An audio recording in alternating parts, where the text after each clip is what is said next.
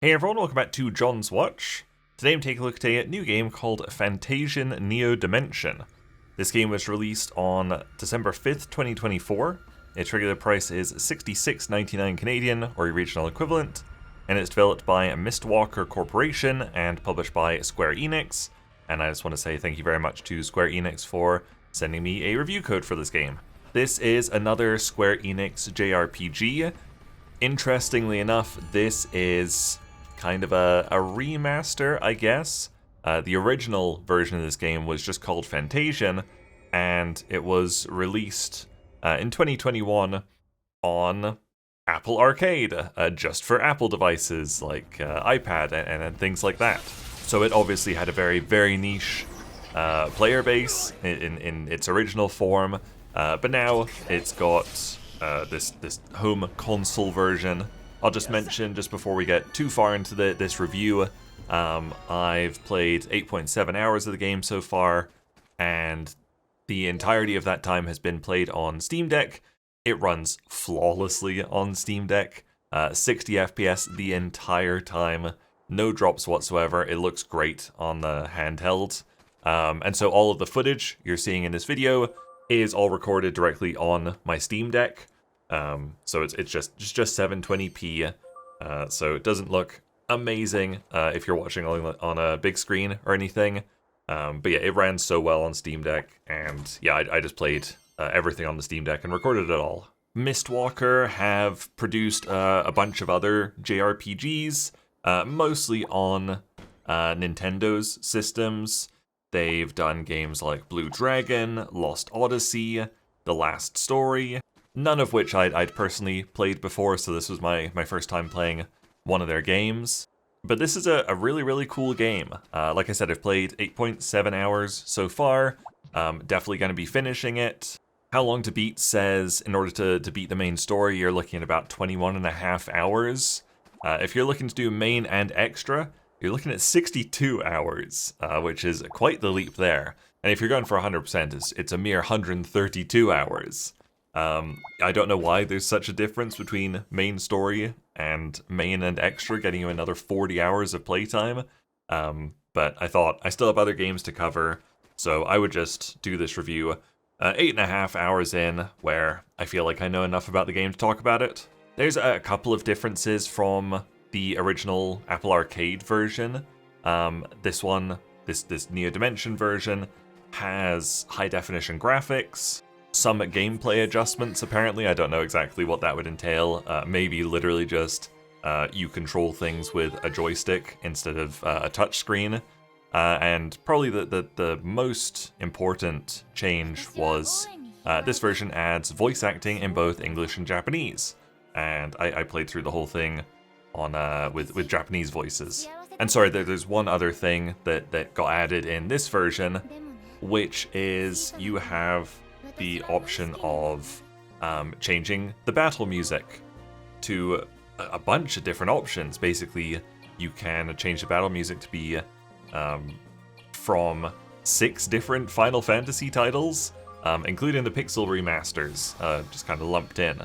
So you have the option of just setting the music to the original game, to any of those Final Fantasy titles, or you can just randomize between all of them, which is just wonderful, and that's the kind of thing that you'd almost expect to be DLC at this point. I know, as much as I love them, the Persona games always make you pay for DLC just to be able to listen to older tracks in the game.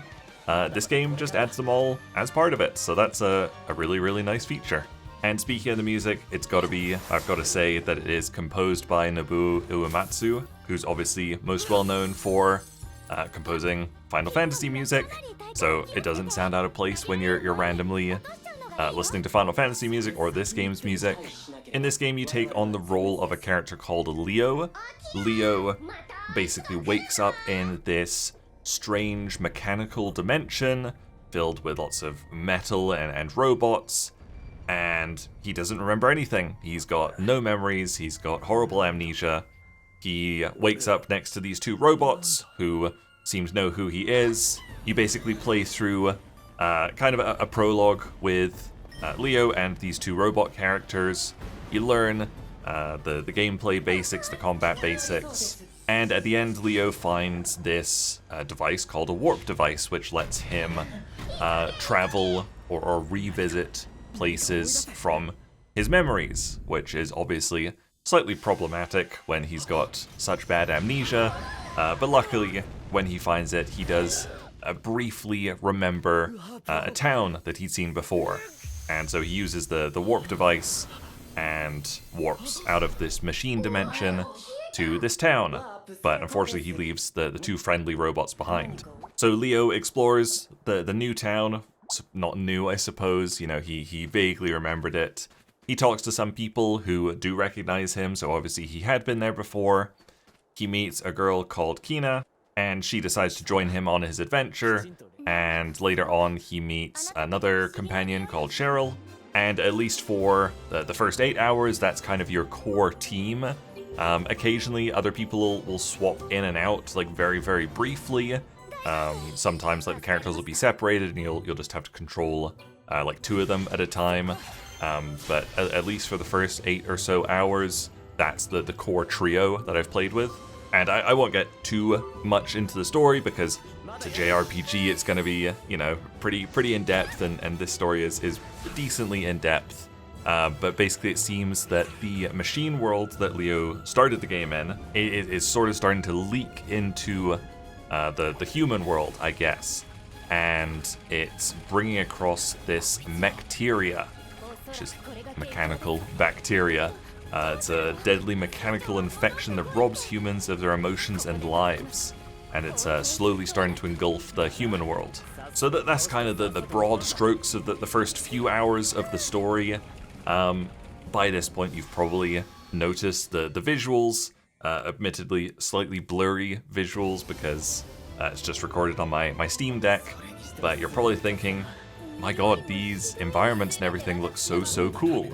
And the art style is something that's literally not mentioned on the Steam page. But the environments are all handcrafted real-life diorama models. And they are scanned into the game, I suppose. I haven't found a ton of detail on the process of getting these models into the game. But that's why the game looks so unique, because it's these real-life dioramas put into the game that you then traverse through. And you get some really interesting effects as you're moving through the village, for instance, because the camera's always kind of set for you. You can't control the camera. So like when you round a corner of a building or something, the camera will like swing around to its next set position. And so you can see really cool things as, you know, when you turn the corner and you see the diorama flip and change. It's really cool. The character designs are also really stylish. If you look at any of the cutscenes, they stand out. Like, it doesn't look like just any old JRPG. It's got a really clear vision for its art style. Going back slightly to talk about the camera of the game, like I said, it's fixed in place as you go through scene to scene, I guess. You know, as you turn a corner, it's sort of a new scene, so the camera moves to a new location. And it's a really cool effect, although I think it's got like some kind of motion blur on that effect, which always looks a little bit smeary to me when it changes angle.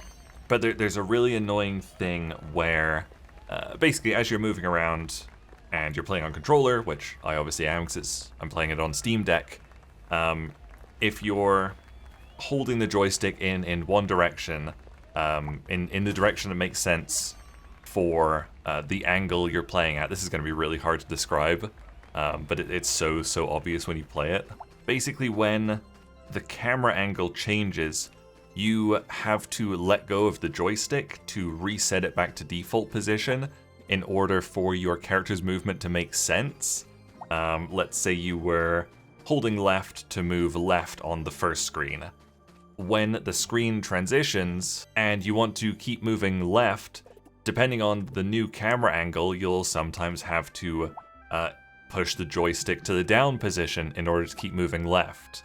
Yeah, it's going to be really difficult to describe this, but take my word for it, it's really annoying. I don't know how that part particularly got past QA, because yeah, like I said, pretty much every time the camera changes angle, changes position, you have to let go of the joystick to reset its default position, and then you can start moving again because the angle won't make sense unless you do that. I'm guessing this comes from the game's previous touch controls. Obviously, it was designed for Apple devices like iPads, which means you were likely moving your characters around by tapping on the map. If you open up the map screen, you can basically click on all sorts of things, like doorways or places that you go between maps. You can expand the map, and then you can control a little cursor and click on one of these movement locations, and your character will then move by themselves to that location, which is obviously kind of a leftover from the touch devices, and presumably this is kind of how the game and movement was designed. It wasn't designed to be played with a joystick, which is why you get that really irritating issue where the joystick stops making sense when the camera changes. That has definitely been my biggest gripe with the game. Overall, I've been having a great time with it.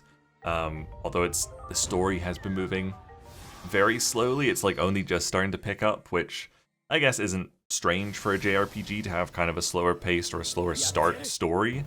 But yeah, I was definitely I've been playing it in the evening after work quite a bit. I think for like the first 3 days in a row I played it, I was literally falling asleep. That's mostly because I was just really tired from work. But yeah, like I think the story just wasn't that gripping at the start, so yeah, I was falling asleep a bit. But yeah, my biggest gripe is definitely the joystick issue, which again is really hard to describe. Combat is turn-based and made up of mostly random encounters, but occasionally you have set encounters and boss fights and stuff like that.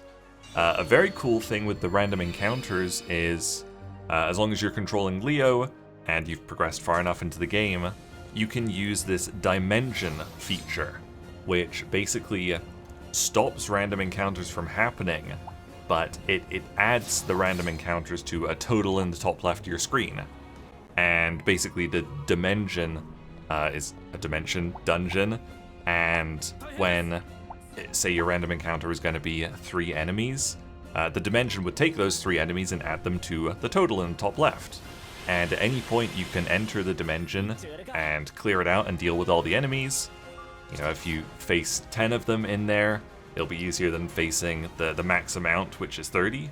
And it's just a nice feature. It does cut down on the random encounters because there's no way to dodge them otherwise. And obviously it doesn't work for every encounter. If there's a boss fight or a set encounter, the dimension won't activate. If there's an enemy you haven't encountered before, the dimension also won't activate. So yeah, it's a really cool feature. The turn-based combat is kind of a typical each person moves in turn based on their speed kind of thing. In the bottom right of combat, you'll see the turn order. But the way you engage in combat is decently unique, I'd say. Each character has a basic attack they can use, but you can also move over to look at all their skills and items. And depending on the skill and weapon type, you can attack multiple enemies at once. And sometimes you can do this with, you'll see it now, you can basically move your line of attack. And if you're attacking with a sword, you attack in a straight line, and sometimes it pierces through enemies in that line. If you're attacking with magic, you can arc it when you get to the edge of the combat zone, I guess. And you can use this in fun ways, like if there are a couple of like shieldy boys in the front of the enemies, you can use your magic to arc around behind them and just ignore them for the time being, which is really cool. And as great as the art style is, I think this combat is the highlight of the game for me personally. I haven't played combat like this before. It's really fun. It's turn-based, which I love, but it also makes you think a little bit more strategic, like, oh, should I be skipping these shieldy boys just to arc my magic around behind them and deal with them first? Probably, but it does make you think a little bit. It's sweet. I mentioned Nobuo Uematsu already. The original music is really, really good. There's a couple of tracks where like they start playing. There's one encounter where it's kind of like the Team Rocket equivalent. It always reminds me of, or like the bad team from a Pokemon game. Whenever they show up and their theme plays, I'm like, oh, this is a great song. And some of the character animations, like if you look at some of the boss battles, just the way that the enemy moves is so cool. This is a really unique game, honestly. So yeah, like I said, I've played 8.5 hours of it so far. Definitely gonna finish it up. Probably will not be going for the completionist because I don't think I want to play it for 132 hours. But yeah, I'll definitely be finishing it up.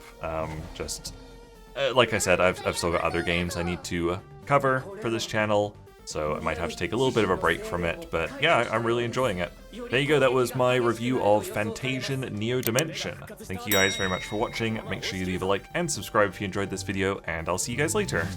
Bye!